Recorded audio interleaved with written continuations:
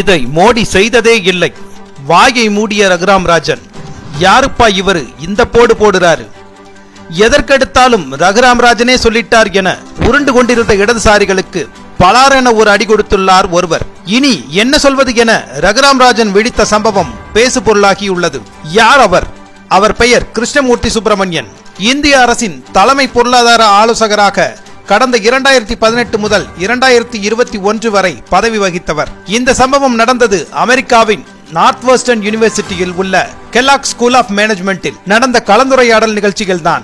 Reserve வங்கியின் முன்னாள் governor Raghuram Rajan இங்குதான் வசமாக சிக்கினார் என்றே கூற வேண்டும். பிரதமர் நரேந்திர மோடியின் ஆட்சியின் கீழ் இந்தியாவில் ஜனநாயகம் நழுவுகிறது என்ற குற்றச்சாட்டை வைத்துவிட்டு சுலபமாக கடந்து விடலாம் என்று நினைத்த ரகுராம் ராஜனை புள்ளி விவரங்களுடன் அடித்து துவைத்தே விட்டார் கிருஷ்ணமூர்த்தி சுப்பிரமணியன். 10 ஆண்டுகள் பிரதமர் பதவி வகித்த மன்மோகன் சிங் தனது ஆட்சி காலத்தில் 11 மாநில அரசுகளை டிஸ்மிஸ் செய்துள்ளார். அதே சமயம் மோடியின் ஆட்சி காலத்தில் இதுவரை எந்த மாநில அரசும் டிஸ்மிஸ் செய்யப்படவில்லை என கிருஷ்ணமூர்த்தி சுப்பிரமணியன் தெள்ளத் தெளிவாக சொன்ன பாயிண்ட் அங்கு கூடியிருந்தோரின் கவனத்தை ஈர்த்தது.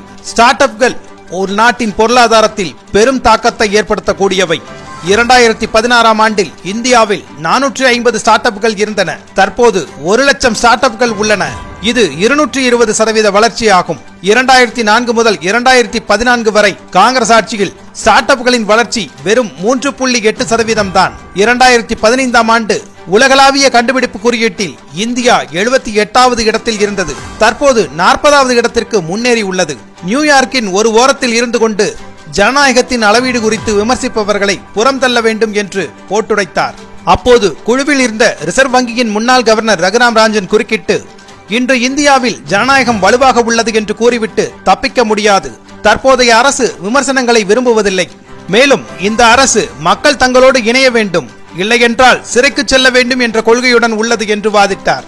இதற்கு பதிலளித்து பேசிய சுப்பிரமணியன், பிரதமர் மோடியுடன் நான் நெருக்கமாக பணியாற்றி இருக்கிறேன்.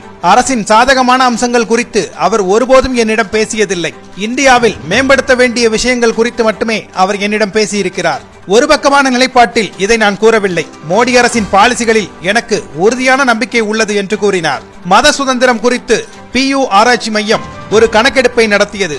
அதில் 90% சிறுபான்மையினர் இந்தியாவில் பிடித்த மதத்தை கடைபிடிப்பது முற்றிலும் சுதந்திரமானது என்று கூறியதாக அந்த அறிக்கை தெரிவித்துள்ளது.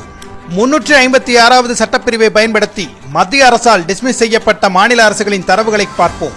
ஜவஹர்லால் நேரு 7 மாநில அரசுகளை டிஸ்மிஸ் செய்தார். இந்திரா 49 மாநில அரசுகளை டிஸ்மிஸ் செய்தார். ராஜீவ்காந்தி 60 மாநில அரசுகளை டிஸ்மிஸ் செய்தார். அதே சமயம் வாஜ்பாய் மற்றும் மோடி ஆட்சி காலத்தில் எந்த மாநில அரசும் இதுவரை டிஸ்மிஸ் செய்யப்பட்டதில்லை என்று அவர் கூறினார். அவரது இந்த விவாதம் மற்றும் தரவுகள் பிரதமர் மோடியின் ஆட்சியில் இந்தியா சிறப்பான வளர்ச்சி அடைந்துள்ளதை வெளிச்சம் போட்டு காட்டியுள்ளதாக பலரும் கருத்து தெரிவித்துள்ளனர். கூடியிருந்த அனைவரும் கிருஷ்ணமூர்த்தி சுப்பிரமணியத்தின் பதிலால் திரைத்திருக்க, பேசக்கூடாத இடத்தில் பேசக்கூடாததை பேசிவிட்டோமே என ரகுராம் ராஜன் கடந்து சென்றதை காண முடிந்தது.